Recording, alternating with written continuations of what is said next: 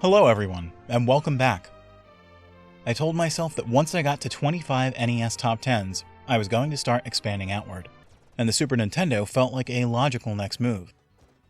Today's countdown is all about that warm, fuzzy feeling we get when we remember a game from our childhood and are immediately transported back in time. We're diving into the Super Nintendo games that give me the best nostalgic feels.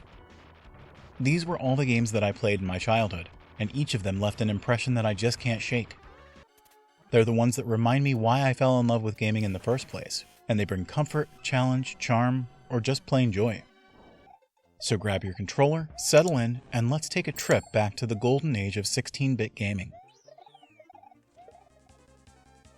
Okay, I know, Mystic Quest gets dunked on a lot. And sure, it was a stripped-down version of a Final Fantasy game built to ease newcomers into the genre. But you know what? That's exactly why I love it. It's simple, it's cozy, it doesn't overwhelm you with complexity or mechanics. Sometimes I don't want to micromanage stats or judge complicated party setups. I just want a comfy little RPG where I can turn my brain off and enjoy the ride. And oh man, that soundtrack is an absolute banger. The awesome tracks have no business going that hard for such a relaxed game. Final Fantasy Mystic Quest is like comfort food. Not the flashiest dish, but something I always go back to. Back in the day, the only way I got to play Kirby's Dream Course was by renting it from the video store. You remember those days, wandering the aisles, reading the backs of boxes, making that all-important weekend pick. Dream Course wasn't your typical Kirby game. It was essentially mini-golf with power-ups and pink puffballs. But it had so much personality and so much charm that I was instantly hooked. The isometric levels, the creative use of abilities, the wild stage design, it felt like every hole was a puzzle begging to be solved. It wasn't until much later that I got to really sit with the game and explore it fully, but even those brief rentals stuck with me. That's the magic of Kirby. Even his strangest spin-offs are packed with heart. I've never been a hardcore fighting game guy, but Street Fighter II was inescapable. And honestly, I'm glad it was. It had this undeniable energy, like an arcade had exploded into your living room. Each fighter had their own personality, their own music, their own vibe. I remember slowly learning the moves, picking up strategies, getting a little better every time I played. And yes, I'll admit it, I unplugged the second controller and told my brother he was fighting as player 2 so I could have more solo matches. Street Fighter II wasn't just a game, it was a rite of passage. It's one of those titles that helped define the SNES era, and it still gets my heart pumping when I hear that character select music, along with just about any of the other songs from that title. Now here's a game that made me feel like I was truly exploring an alien world. I played the original Metroid on NES, and while it had the bones of a great game, it didn't fully click for me. But Super Metroid? That was a whole different story. The sense of atmosphere, the tension, the gradually unfolding map. It felt like a living, breathing labyrinth. Every new power-up opened up the world in ways that felt meaningful, and Samus never looked cooler. This was the game that really sold me on the Metroidvania genre. It was cinematic before games were called cinematic, and it still holds up as a masterpiece of pacing, tone, and design. When people ask me what an amazing SNES game looks like, Super Metroid is always in the conversation. There's something weirdly wonderful about ActRaiser. I mean, where else can you smite monsters as a divine warrior and oversee the growth of a fledgling civilization in the same game? The combination of God Game Sim and side-scrolling action shouldn't have worked, and yet it totally did. The game gave you a sense of scale and power that was rare at the time. I remember feeling like I was actually helping the people thrive, then diving down from the heavens to clear out the monsters threatening their progress.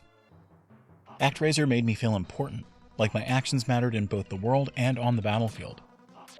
It's one of those strange little gems that sticks in your brain, and it still feels like a one-of-a-kind experience. I always wanted to love Secret of Mana more than I did. But Secret of Evermore? That one had me hooked. Maybe it was the sci-fi edge, maybe it was the evolving dog companion, or maybe it was just that each zone felt like its own unique little universe. From a prehistoric jungle to a medieval kingdom to a sleek futuristic city, this game was bursting with creativity. I even enjoyed the grind, and truth be told, this game is probably one of the reasons I didn't mind that first slog to level 60 in World of Warcraft when it came out. The alchemy system added a cool twist, and the music gave each region its own identity. It's not the flashiest Square RPG, but it was the first one developed by their American team, and you could tell they were doing something a little different. For me, Evermore stands out as a quirky, underappreciated gem, with a ton of personality. I grew up on the NES Mega Man games, so when Mega Man X landed, it was like someone had kicked open the doors to the future. This game looked sharper, played smoother, and felt bigger in every way. The boss designs were wild, animals instead of robot men, and they came with these intense stages and killer music. I always started with Chill Penguin, so the dash boots were my first upgrade, and it was another way that made the game feel expressive and fresh. It made every moment feel fast, fluid, and dangerous. The opening highway level of the game alone is legendary.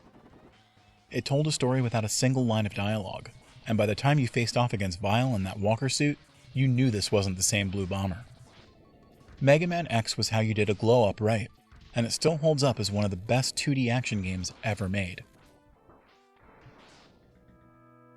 This one's probably flying under the radar for a lot of people, but for me, Lagoon is unforgettable.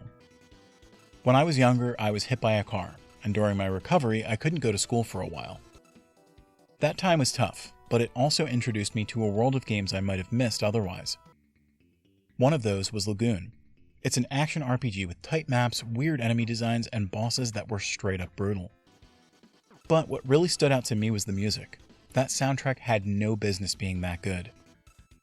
There was this intensity to the tracks that matched how I felt, like I was facing a challenge but one I could conquer, and it felt like it was right there in the adrenaline that was coursing through me. Lagoon will always be more than just a game for me. It's a memory, a comfort, and a reminder of getting back on my feet. If you've seen my countdowns before, you probably knew this was coming. A Link to the Past is hands down my favorite Zelda game. It took everything I loved about action RPGs and tied it together in this big, sprawling, interconnected world. You'd find a new item and suddenly you remembered exactly where you could use it. The puzzles were clever, the dungeons were dense, and the light and dark world mechanic, that was genius. Every part of this game felt like it was crafted with care. Even today, I still get goosebumps hearing that Hyrule Castle theme kick in. It's the kind of game that leaves a permanent mark on you, and for me, it's the gold standard that all other Zelda games are measured against. There's no game on the SNES, and maybe no game ever, that hit me as hard as Final Fantasy VI. From the very first notes of the opening theme to the haunting tune as Terra marches through the snow in a Magitech suit, I was completely absorbed. The characters, the music, the story, it all felt real. This wasn't just about good versus evil. It was about loss, redemption, rebellion, survival. And the soundtrack is an absolute masterpiece. Every character had their own theme, their own story arc, and it all came together so beautifully.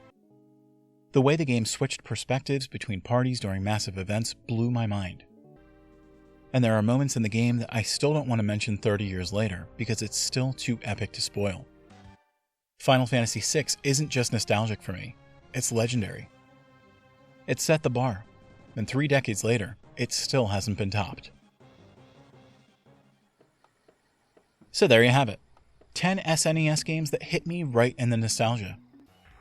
Some of them are cozy, some are emotional, and some just remind me of how far games have come.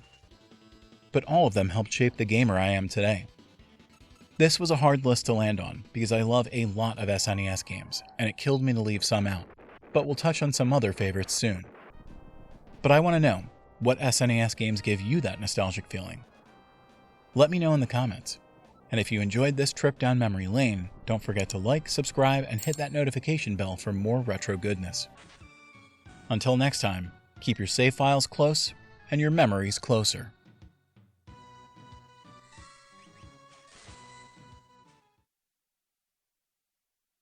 If you're looking for more NES Top 10 content, we've got you covered.